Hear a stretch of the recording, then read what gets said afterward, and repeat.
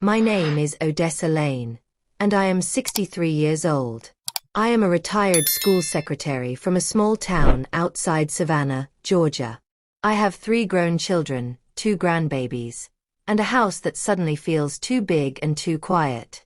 Before I take you into this story, let me talk to you as if we are sitting together in my living room. If you love emotional stories about real life, family secrets, and the strength of women who refuse to break, make sure you subscribe to this channel. Do not just watch and go. Hit the subscribe button, like this video, and turn on your notification bell so you do not miss any of my stories. Also, go to the comments and tell me where you are watching from. Are you in Georgia, Texas, New York, California, or somewhere else in the world? I want to know who is sitting with me in this moment while I tell you what happened at my husband's funeral. Now, let me begin. The day of the funeral smelled like rain and flowers and lies. The sky over New Harbor Baptist Church was heavy and gray, like it was trying to cry but holding back. Cars filled the parking lot. Black dresses and dark suits moved in slow waves toward the front doors. Voices whispered. Someone laughed too loud, then quickly got quiet, as if joy itself was now a sin. I walked between them, my black dress too tight around my chest, my knees shaking with every step. People touched my arm, my shoulder, my hand. Odessa, I am so sorry. He was a good man. If you need anything, call me. I nodded, smiled a little, the way grieving wives are expected to smile. Not too much, not too little.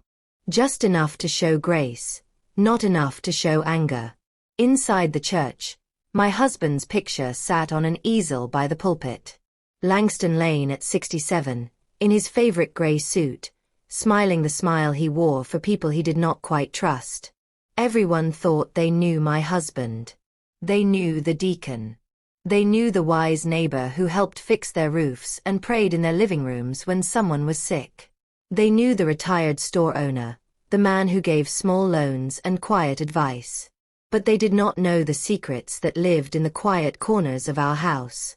They did not know the arguments behind closed doors, the late-night phone calls, the cash that came and went without explanation, the way some people in town went silent when they saw him. They did not know what I knew. They did not know what I suspected. I sat in the front row, hands folded in my lap, staring at the closed casket. Dark wood. Gold-colored handles. White flowers on top. My oldest daughter, Soraya, sat on my right side, her eyes red, her jaw tight.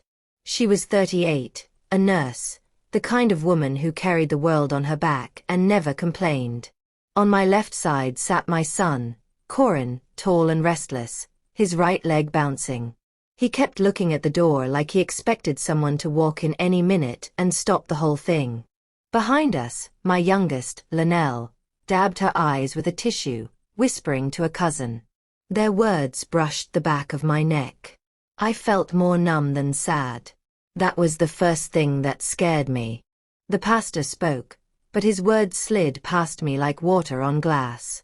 Something about dust to dust, a life well lived, a crown in glory. The choir hummed soft in the background. I stared at the casket and thought, it is over. Whatever this marriage was, whatever this life was, it is finally over. Then my purse buzzed. At first I ignored it, thinking it was some spam call, some number trying to sell something even on a day like this. The phone buzzed again, more insistent this time, like a tiny fist punching at the side of my bag. Soraya glanced at me, frowning. "Mama," she whispered. "You forgot to silence your phone." I reached down slowly, embarrassed, fingers trembling as I dug through tissues and keys and a half-eaten peppermint. I pulled the phone out, keeping it low so the screen would not shine too bright in the dim light of the church. One new message. From Langston. I thought my eyes were playing tricks on me. I blinked again. The name did not change. It was my husband's number. The same one saved in my phone for over 20 years. The same one I had called every day. The same one the hospital told me would never be answered again. The world around me suddenly sounded far away. The choir, the pastor, the sniffles, the soft rustle of fabric as people shifted in their seats. All of it faded into a dull hum. My heart pounded so hard I could feel it in my throat. "Odessa, you all right, baby?" the pastor asked from the pulpit, noticing my movement.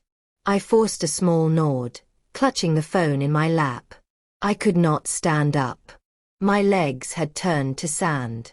I tilted the phone toward me and opened the message. One short line of text stared back at me. "I am still alive. Trust no one." For a moment, I forgot to breathe.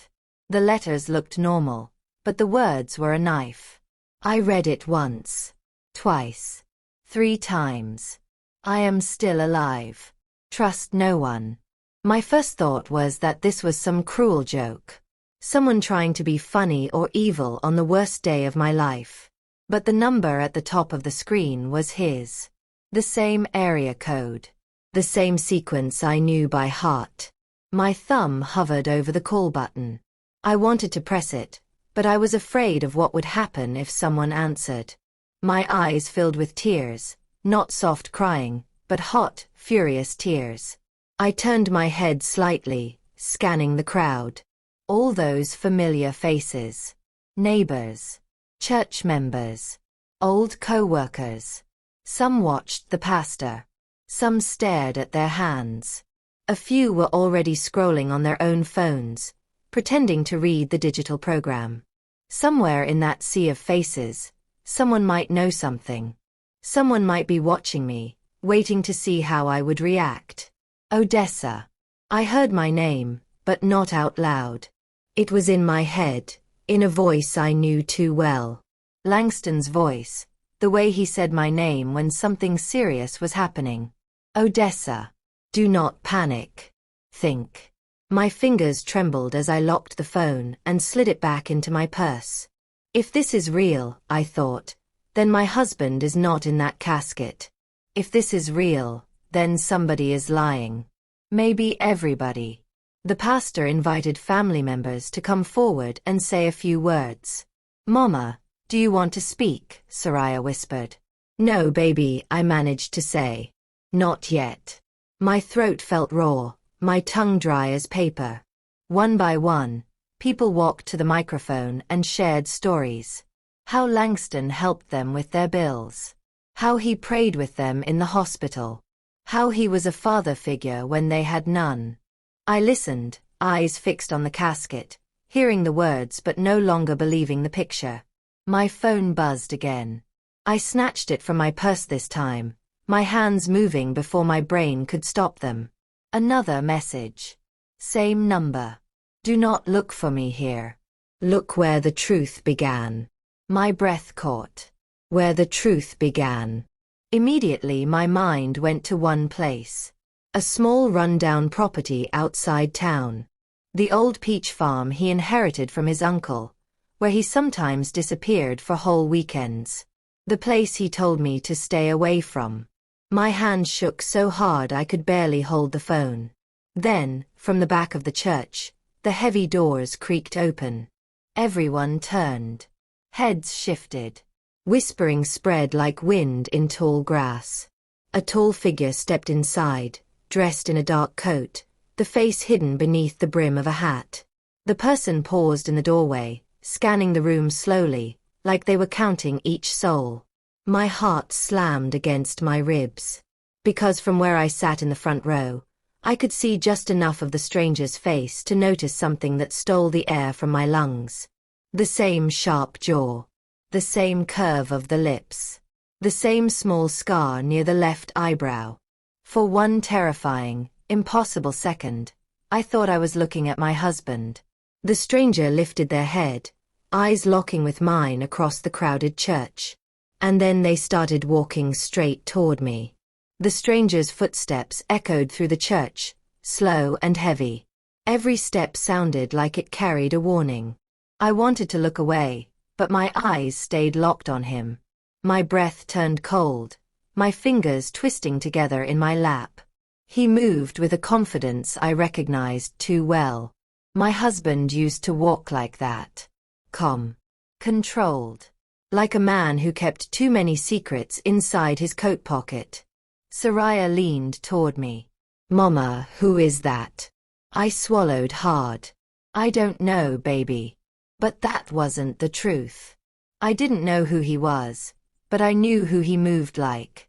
And that sent a shiver down my spine. The stranger walked past the choir stand, past the pastor, past the rows of people whispering behind their hands.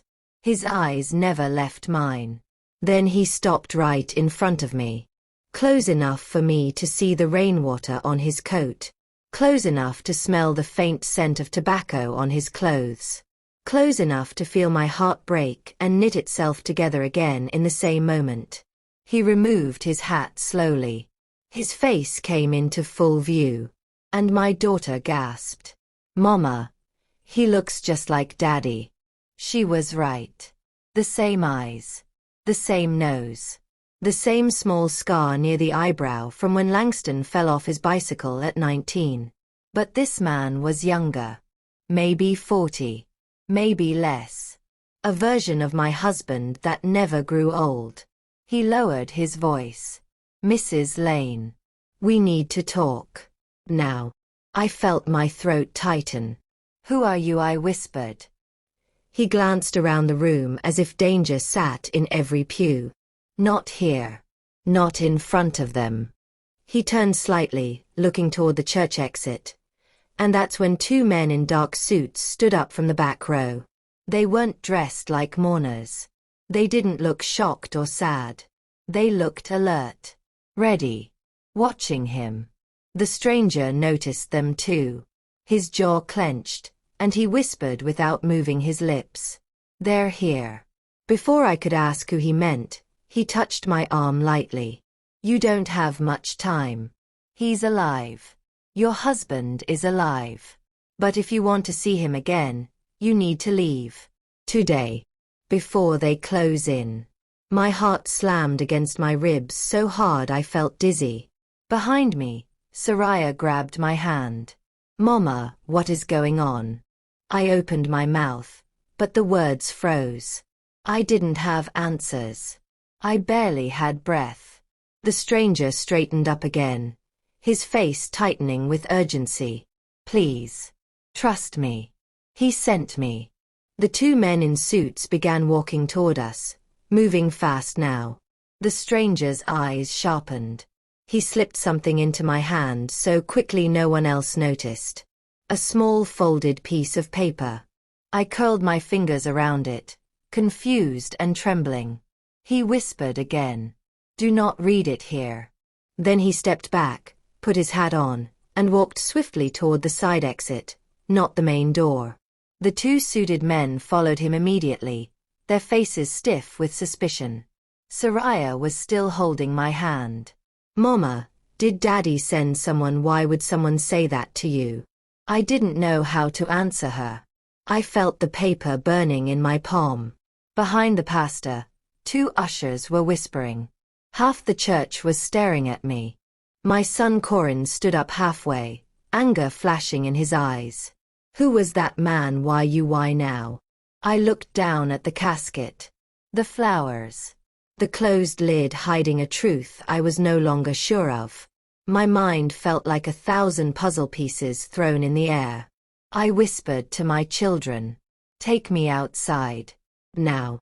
Their arms wrapped around me as we hurried out the church doors. The cold air hit my face like a slap. The parking lot was almost empty. The stranger and the suited men were gone. Like they had disappeared into thin air. My hands shook as I opened the small folded note. A short address was written in my husband's handwriting. One I had not seen in over 30 years. An old peach farm road. The place he abandoned. The place he told me never to go again. Under the address was a single line. If you go there, you will find the truth. But you must come alone. Soraya leaned closer. Mama, what is that? Before I could answer, my phone buzzed again in my purse. I grabbed it quickly, my heart thundering. Another message from my husband's number. Odessa, they were watching the funeral. Do not trust your children. Do not trust anyone. Come alone. Come now. My knees went weak. I grabbed the side of the hearse for balance. Why would he say something like that? Why would he warn me against my own children? What danger was wrapped inside this mystery? Then, suddenly, a loud crack of thunder split the sky, making everyone jump. Rain began to fall in heavy sheets. And through the rain, across the street, under a large umbrella, I saw someone watching me. A silhouette. Still. Unmoving.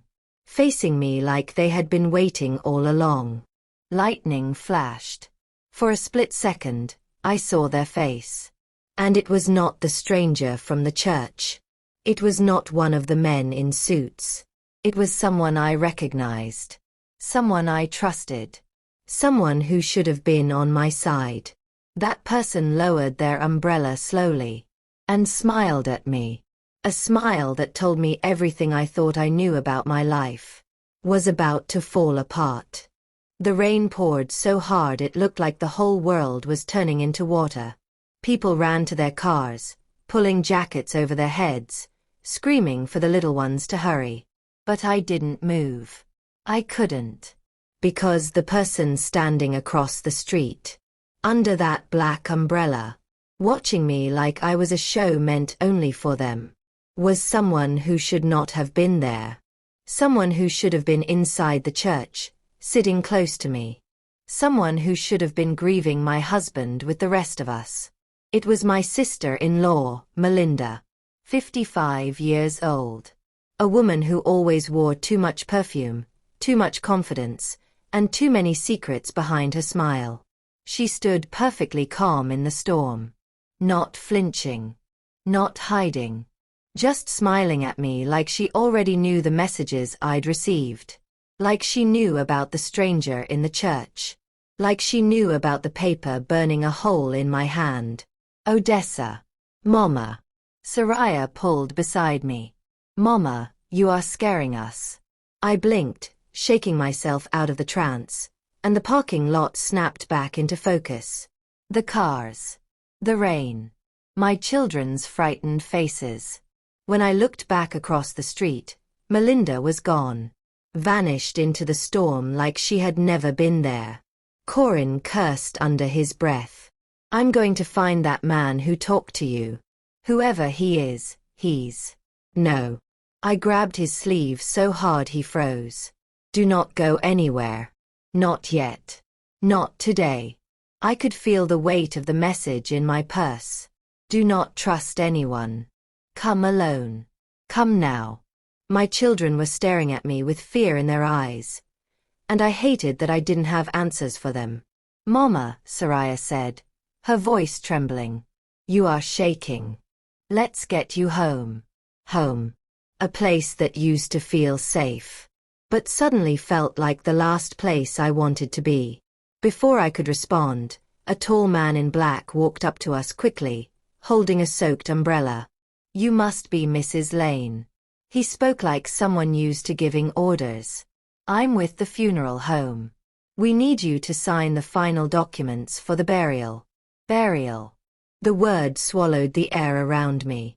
My husband was supposed to be buried in less than an hour. And here I was, holding a message from his phone telling me he was alive. My head spun. My world spun. Soraya stepped in front of me. We can handle the paperwork later. My mother needs rest. The funeral home man nodded politely, but something in his eyes stayed sharp and too focused on me.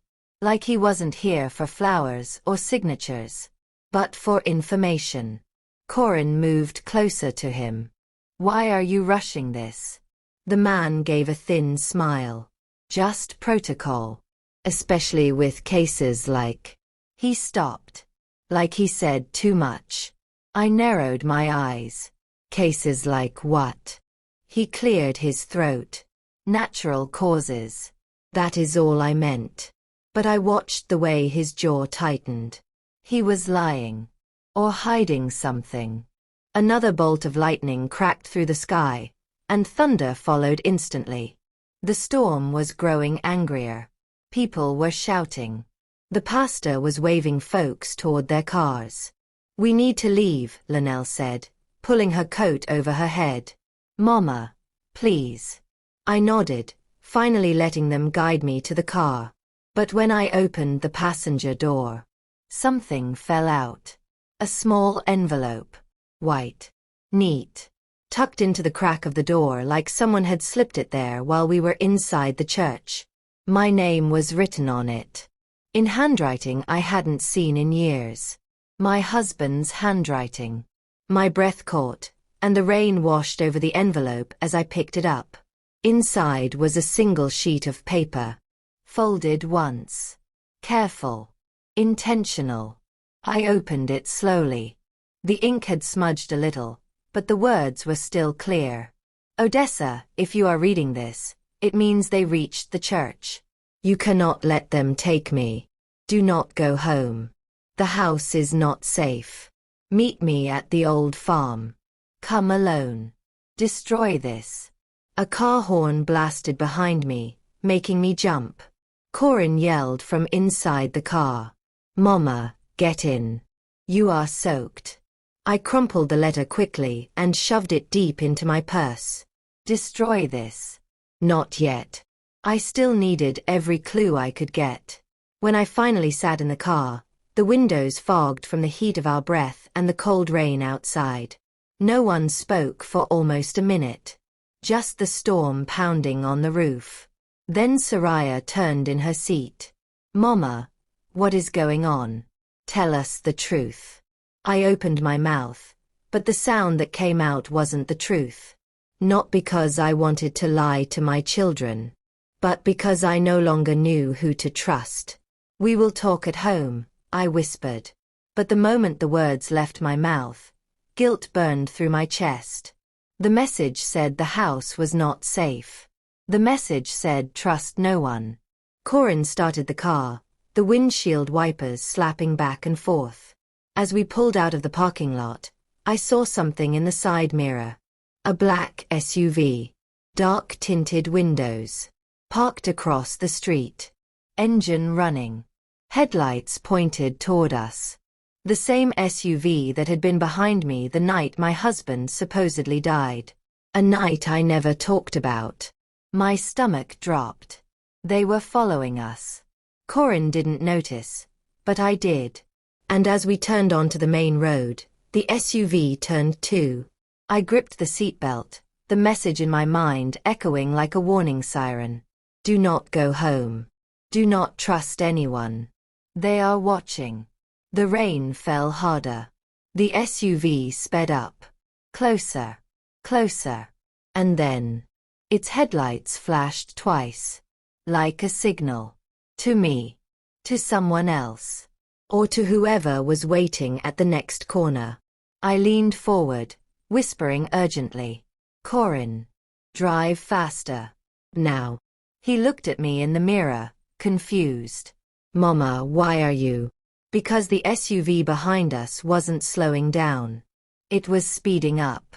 And something deep inside me, something a wife knows in her bones, told me this wasn't just about my husband being alive.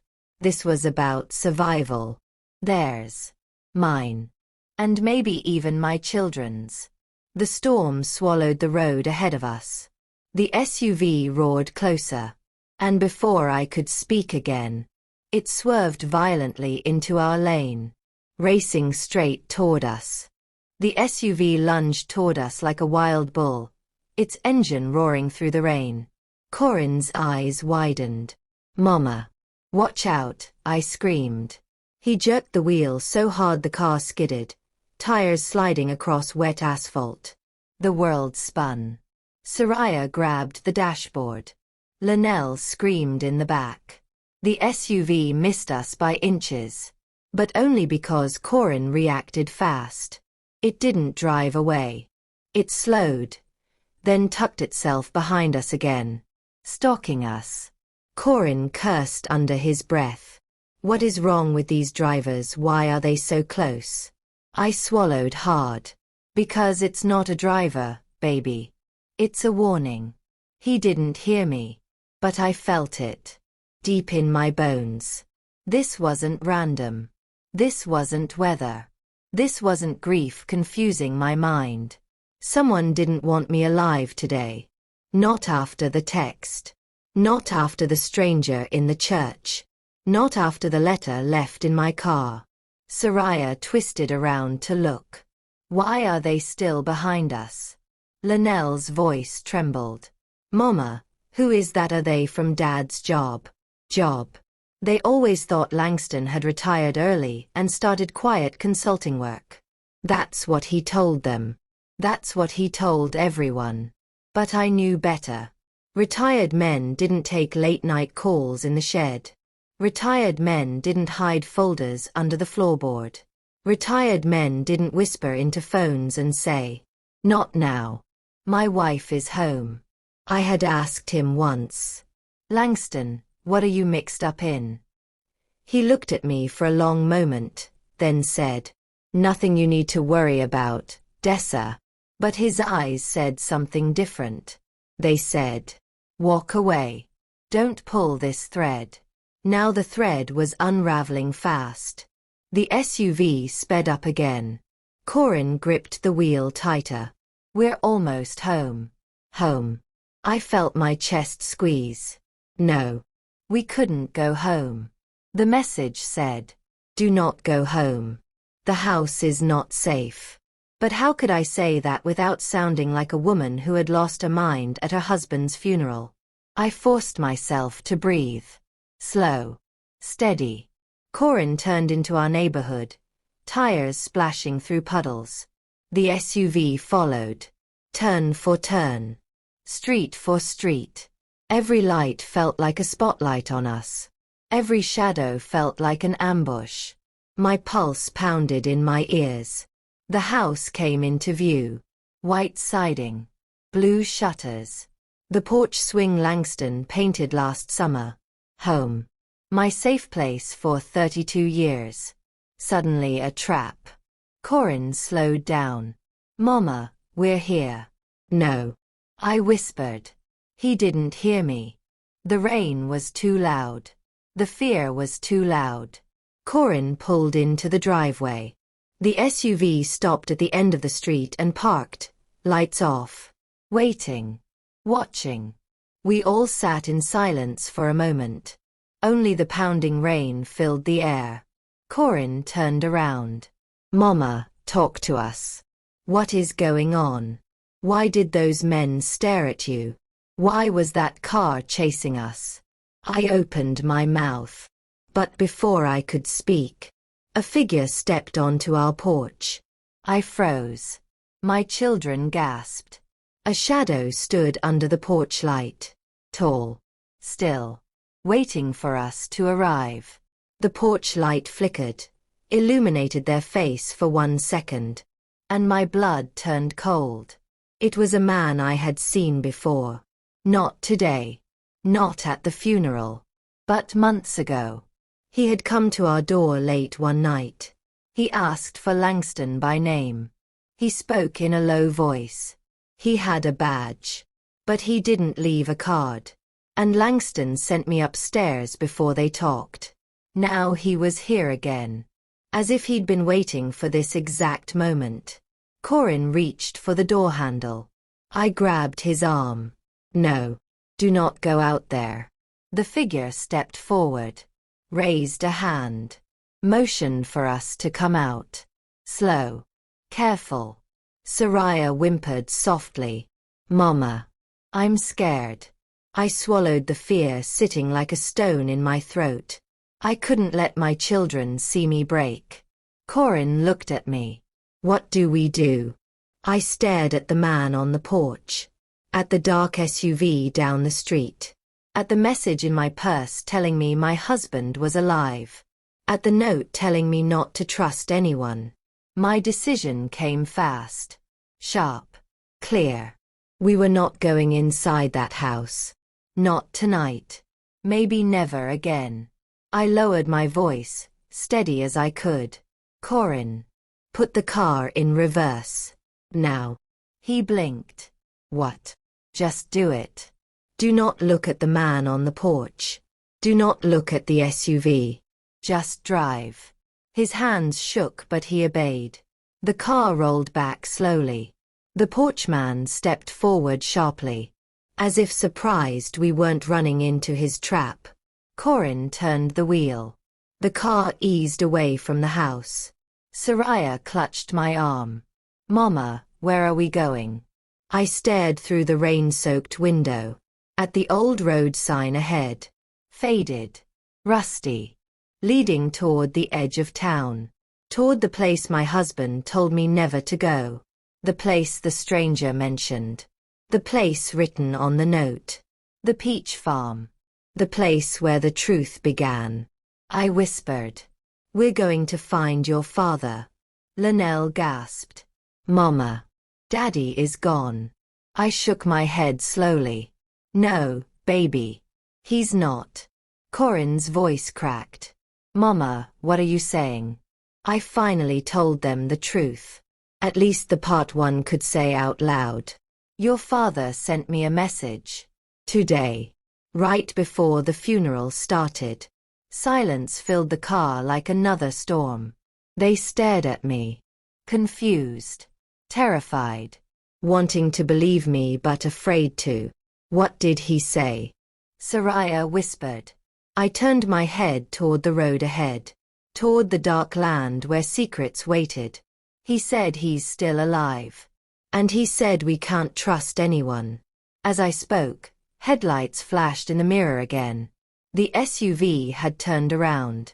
It was following us. Hunting us. And as we sped into the night, the truth hit me hard. If my husband was alive, then the people chasing us knew. And they did not intend to let us reach him. The farther we drove from the neighborhood, the darker the road became. Streetlights faded one by one behind us until the world was nothing but trees, rain, and fear pressing against the windows. Corin kept checking the rearview mirror. Mama, that SUV is still there. I didn't need to look. I could feel it.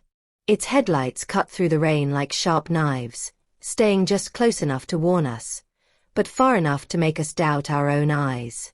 Soraya wiped her face with trembling hands. This doesn't make sense. Daddy can't be alive. He can't. We saw the hospital report. I stared into the darkness ahead. Sometimes the truth hides behind what looks official. Sometimes people want you to believe something so badly. They put it in writing. Linnell leaned forward from the back seat, her voice barely above a whisper. Mama, did Daddy say where he is? Did he tell you who is after him? My fingers squeezed the folded letter in my purse. He told me to come alone. He told me the house wasn't safe. He told me the truth began at the old peach farm. But he didn't tell me who was hunting him. No, baby. He didn't say who. Corin blew out a nervous breath. Well, somebody sure wants us off this road. They're still behind us. I leaned toward him. Do not speed. Do not panic. Just keep driving like you're going home from the grocery store. Rain hammered the windshield harder. Thunder rolled over the sky like angry drums. The tires hissed on the wet highway. Every mile felt like we were peeling back pieces of a life I no longer recognized. My husband. A man I thought I understood. A man I thought I buried. A man who left behind questions that were now chasing us down a flooded road. I had loved him. Feared for him. Trusted him. And sometimes doubted him. But never once imagined his death might be a lie. Or that someone could want him gone so badly they would come after his family too. Soraya's voice cut through my thoughts. Mama, look. Up ahead. The blue road sign appeared through the downpour. Peach Valley Road. 2 miles. My stomach tightened. We were close. Too close. Corin slowed just a little as we approached the turn. Mama, should I? Yes, I whispered. Turn. Now. He turned onto the narrow road. Trees swallowed us immediately. Tall, wild, and bending in the wind. The SUV turned too. I closed my eyes. Of course they did. Soraya cursed softly under her breath. Mama, why are they following us? Please tell us what Daddy was involved in. Tell us the truth. I opened my eyes, staring at the road twisting ahead of us. This was the part one had tried to keep from my children for years. Not to protect their father, but to protect them. I spoke slowly. Your father wasn't just retired. He wasn't just consulting. Corin gripped the wheel tighter. Then what was he doing? Before I could answer, a loud snap cracked through the woods. A heavy branch, broken by the storm, dropped directly onto the road in front of us. Corin swerved hard, barely missing it. Soraya screamed. Jesus. Mama, we have to stop. We can't keep driving like this. But we couldn't stop. Not on this road. Not with the SUV behind us. Keep going, I said. Do not stop. Not until we reach the farm.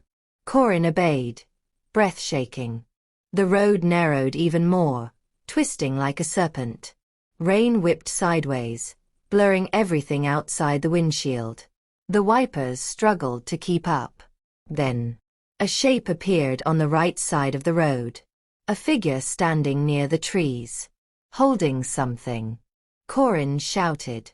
Mama, someone's out there. The figure lifted an arm. A light flashed. A signal. The SUV behind us flashed its headlights twice. Answering. Soraya gasped. They're working together. A trap. We were driving into a trap. I leaned forward urgently. Corin, listen to me. When we reach the bridge, you need to speed up. Do you hear me? Do not slow down. Do not stop. Why? What bridge? Mama, what is happening? But I recognized the road. Every twist. Every crack. Every broken fence. I had been here once. One time. Long ago. With Langston. Before the children. Before the marriage grew heavy with secrets. There was a creek. A small wooden bridge. Unstable in storms. Almost washed out. He told me never to come here. He told me the land wasn't safe. He told me people came to this place to make things disappear. My heart thudded painfully. That was why they wanted us here. To make us disappear. The trees thinned. The creek came into view. Rushing wild from the storm. Corin whispered. Mama. The bridge looks broken. We can't cross that. Yes, we can. We have to. If we stay on this side, they will corner us. The SUV behind us sped up suddenly. Close. Too close. Soraya twisted around. They're coming fast. Mama, they're going to ram us. Then the figure from the trees stepped into the middle of the road, blocking us. A tall silhouette. Hood up. Face hidden. Holding something metallic in one hand. Corin hit the brakes. Mama. No. I grabbed the wheel with both hands and yanked it just enough. The car swerved, missing the figure by inches. Skidding onto the old bridge. Wood cracked. The entire car jolted. Water splashed up through the broken planks. But we crossed. Barely. Corin stopped the car just as the back wheels cleared the bridge. His chest rose and fell fast. His hands shook violently. Soraya was sobbing. Linnell was praying under her breath. I looked back. The SUV reached the bridge. Stopped. Headlights shining through the rain. The shadowy figure standing behind it. None of them crossed. None of them dared. We were on the other side now. A narrow dirt road stretched ahead of us. Dark. Silent. leading to the old peach farm. And for the first time since the funeral, the SUV backed away, turning slowly, retreating into the storm. Corin exhaled shakily. Mama. What now? I looked ahead. At the road my husband left behind. At the secrets waiting in the dark. Now, I said quietly, we find out why your father isn't in that casket. But as we drove toward the farm, something tightened in my chest. Because deep down, beneath the fear, beneath the shock, I knew one thing with painful certainty. What we found at the peach farm would change our lives forever. The deeper we drove down that dirt road, the quieter the world became. The storm softened into a steady drizzle. The trees stood tall and still, their branches dripping like they had seen too much and were afraid to speak. Corin slowed the car. Mama, this place feels wrong. I understood what he meant. Every inch of that road pulled memories out of me. Memories I had buried with everything else I didn't want to face. The night Langston brought me here 34 years ago. The argument we had. The fear in his eyes. The warning he whispered.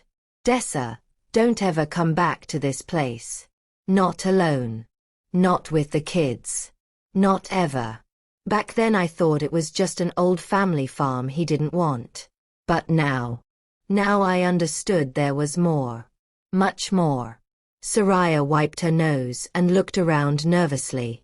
Why would Daddy tell you to come here? Is he hiding from someone? Or, her voice cracked.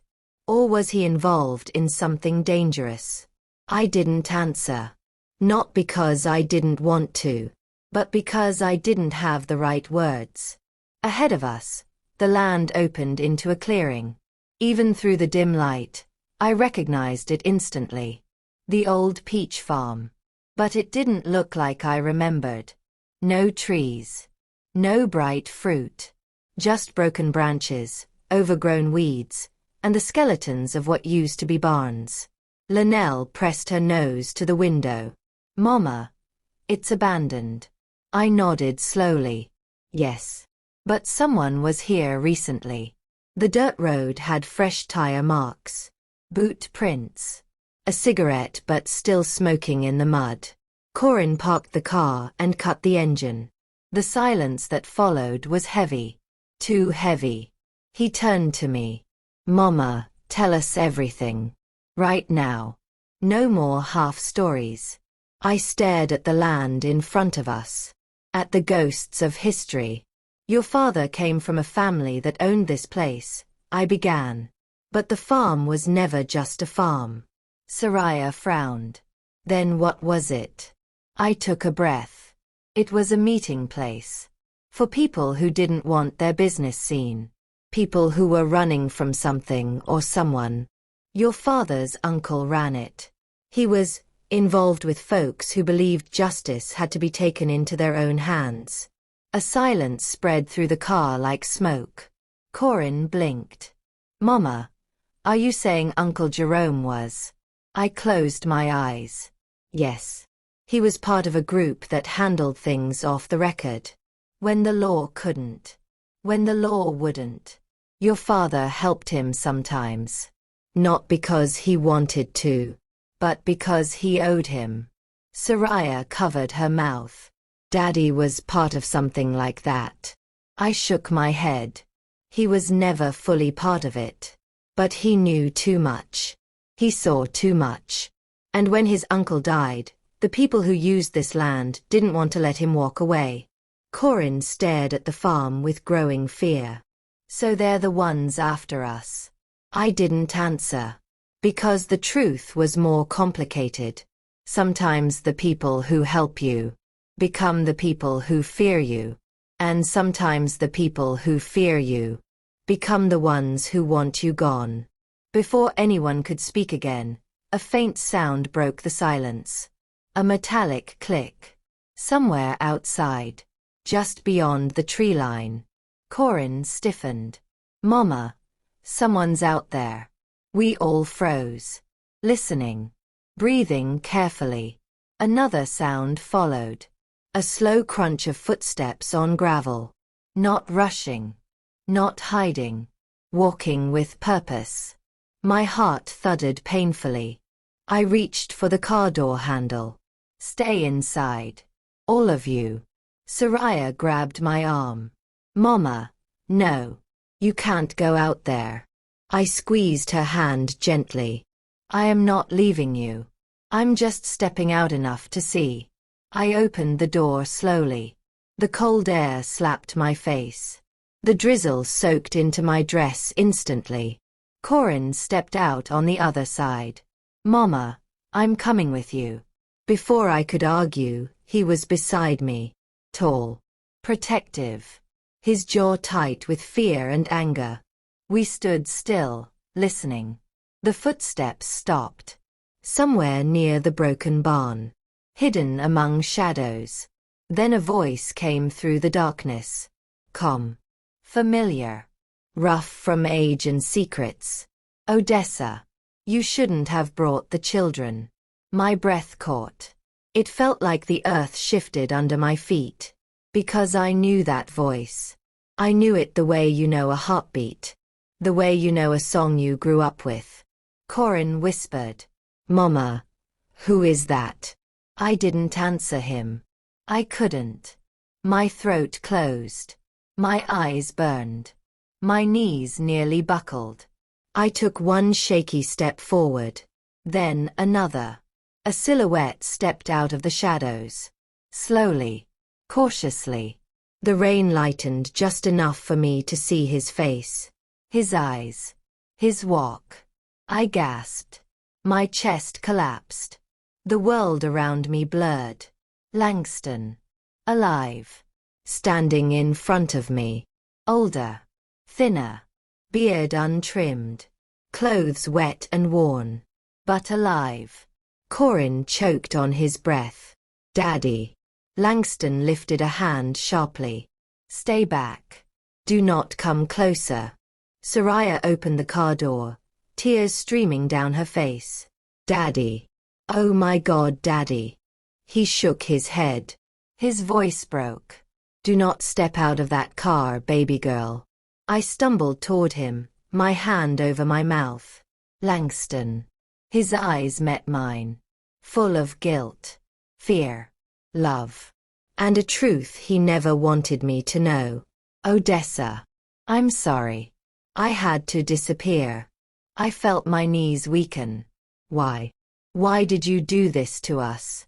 Corin stepped forward, trembling with rage. You let us bury you. You let Mama suffer. You let us stand over an empty casket. Langston's face twisted in pain. The casket wasn't supposed to be empty. But somebody changed the plan. I froze. Cold shot through my body. What do you mean? He swallowed hard. Someone wanted me gone for real. Someone on the inside. Someone who knew everything. The air grew heavy. The wind stilled. Who? I whispered. Langston lowered his eyes. His voice cracked. Odessa. It was someone close to us. Someone we trusted.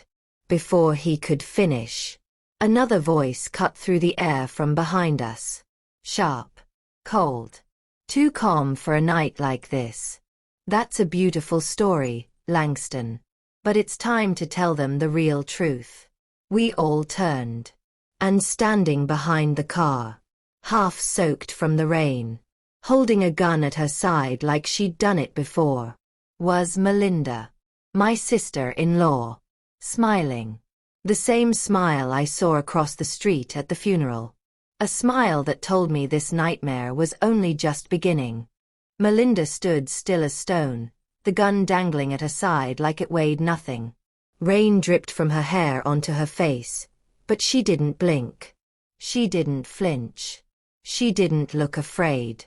She looked satisfied.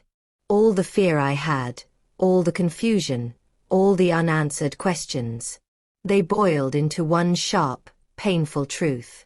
She had been waiting for this moment, planning for it, enjoying it. Corin stepped in front of me instinctively, shielding me with his body. Soraya screamed from inside the car. Daddy. Mama. Don't move. Langston raised both hands slowly. Melinda. You don't have to do this. She tilted her head, that wicked smile stretching wider. Baby, I did this a long time ago. You're just now catching up. Her voice was too calm, too comfortable, like she wasn't holding a weapon, but simply discussing the weather. I stepped out fully from behind Corin. My voice was low, shaking but steady. Melinda, put the gun down. Whatever you're thinking. She cut me off sharply. Don't act innocent, Odessa. You're smarter than that. Her eyes were cold as winter ice. She pointed at Langston without lifting the gun. He should have died the first time. You ruined that. The first time. My chest tightened. Thunder growled above us like the sky itself was listening. Langston's voice cracked. I told you. I paid what I owed. I walked away. Melinda laughed. A hollow, broken sound. Walked away. Nobody walks away from that life. Langston. You know that better than anyone. Corin's voice rose. What life? What are you talking about? Melinda finally lifted the gun. Just a few inches. Enough to silence the night. Langston stepped forward slightly. Melinda, they're children. They don't need to know. She shouted. They're not children anymore. They deserve to know their father wasn't some hero. I felt my breath catch. Melinda pointed the gun directly at Langston now. You were supposed to stay dead. You were supposed to disappear for good. But no. You had to start sending messages. You had to show up in town. You had to drag your wife and kids into this. Tears slid down my face. Why? Why would you do this? Why betray your own family? She turned her cold eyes toward me. Because family means loyalty, Odessa. And Langston broke his. Corin's hands curled into fists. What did our father do? Langston breathed deeply, his voice heavy with regret. Kids. Years ago, before I met your mother, I worked with people who solved problems quietly. People your uncle Jerome knew. People who operated in shadows. Melinda interrupted. Tell them the truth, Langston. You weren't helping. You were earning. You were benefiting. You were thriving. Langston shook his head. I wanted out. I got out. Melinda sneered. You don't get out. Not without consequences. Soraya screamed from inside the car. Aunt Melinda, stop. Please stop. But she didn't stop. She didn't blink. She looked at Langston with a hate so old and so deep it chilled the air around us. You should have stayed dead. For all our sakes. Then. She aimed the gun directly at his chest. Everything inside me shattered. And no. I ran forward without thinking. Without fear. Without planning. Just raw instinct. Corin grabbed for me.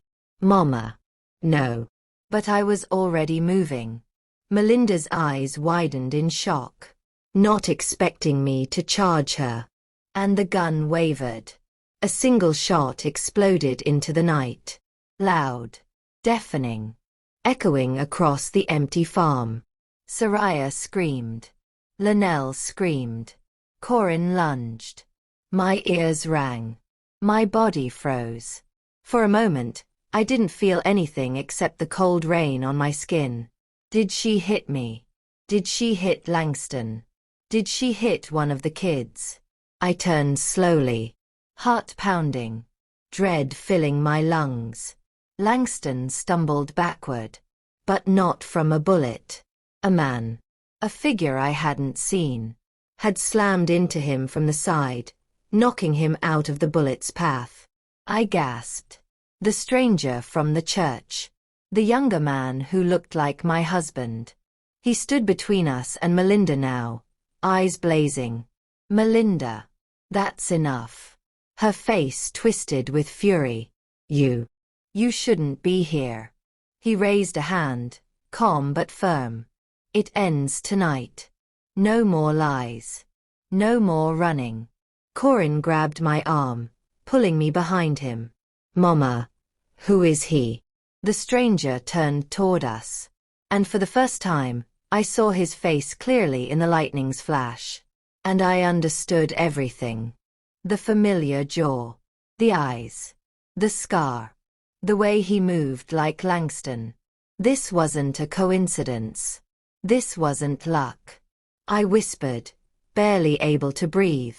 Oh God. He's not a stranger.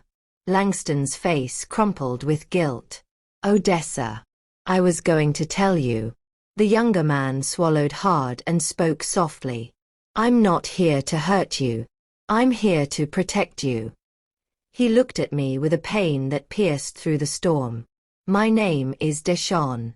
I'm Langston's son. His firstborn. From before he met you. Soraya screamed. Corin staggered backward. Linnell burst into tears. My world cracked open. I felt the ground sway beneath me. And Melinda's voice rose, sharp as a blade. Yes, Odessa. Your husband didn't just lie about his death. He lied about his life.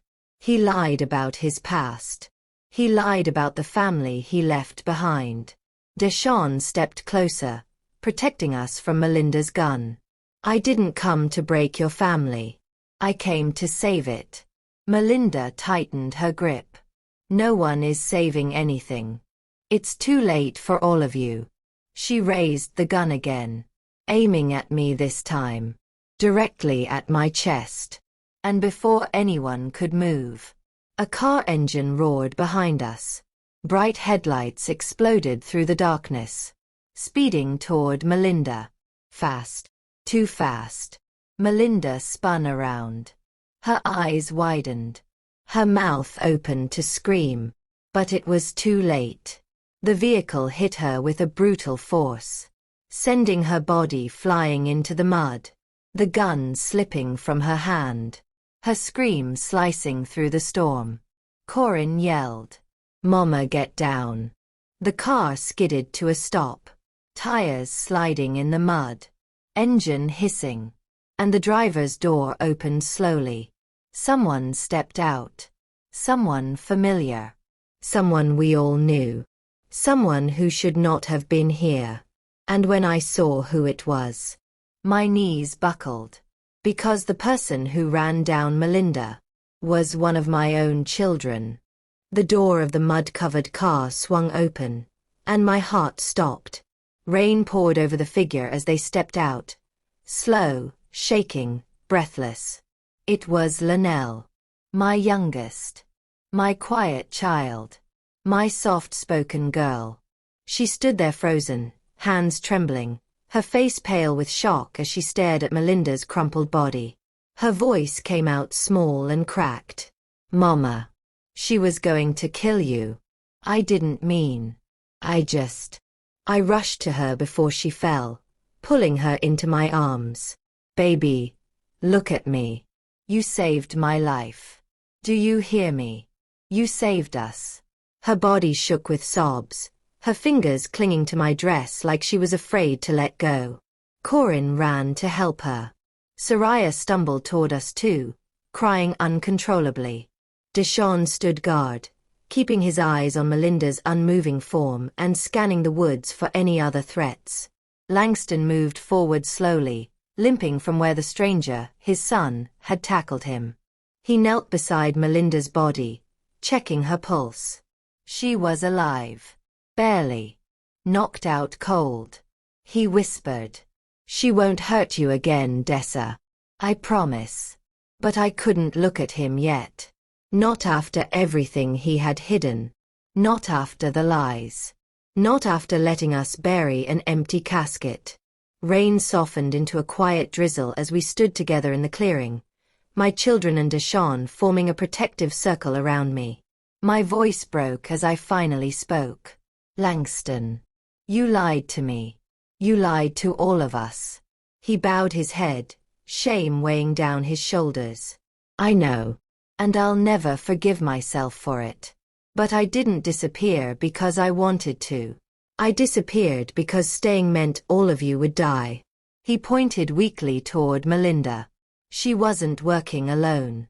There are people tied to this land, to my uncle, to the things we tried to leave behind. I didn't fake my death. They tried to kill me.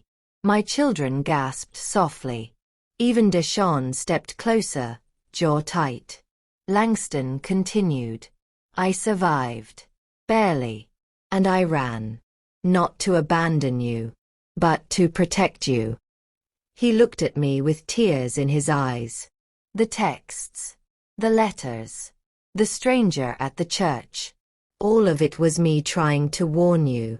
Before they reached you first. Silence washed over us. A heavy, painful silence. I stepped forward, my hands trembling.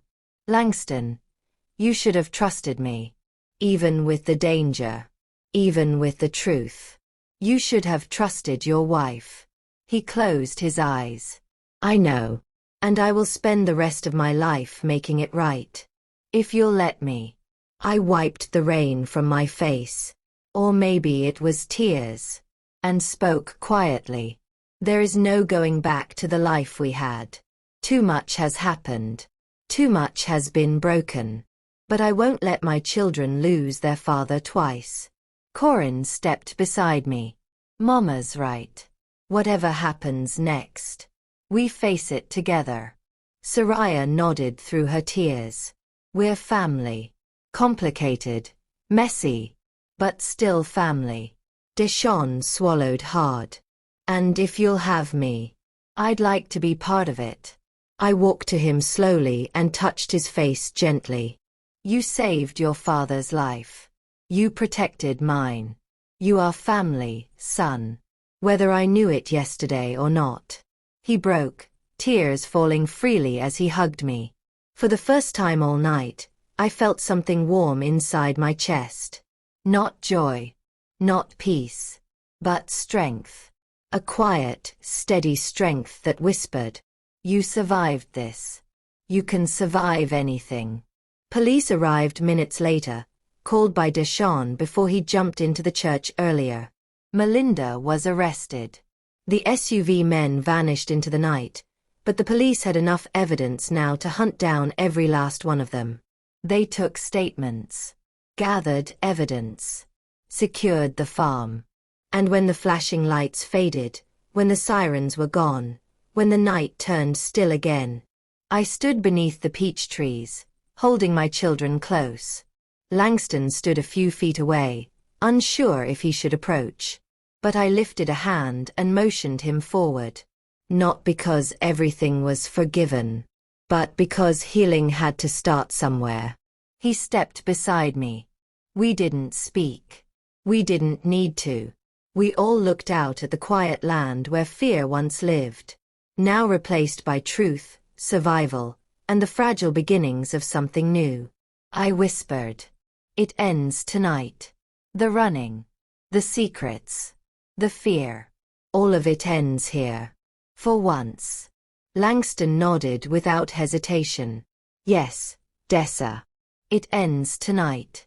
And as dawn began to break in the distance, painting the sky with soft gold, I realized something powerful. I didn't win by fighting. I didn't win by revenge. I won by staying standing. By protecting my children. By refusing to break. My victory was quiet. But it was mine. And I walked away from that farm with my head high. Not because my husband came back to life, but because I chose to start living again. Now listen, my beautiful family. If this story touched you, encouraged you, or kept you on the edge of your seat, do me one favor. Hit that like button. Hit that subscribe button. And turn on your notification bell so you never miss another powerful and emotional story like this one. And before you go, tell me in the comments where you're watching from.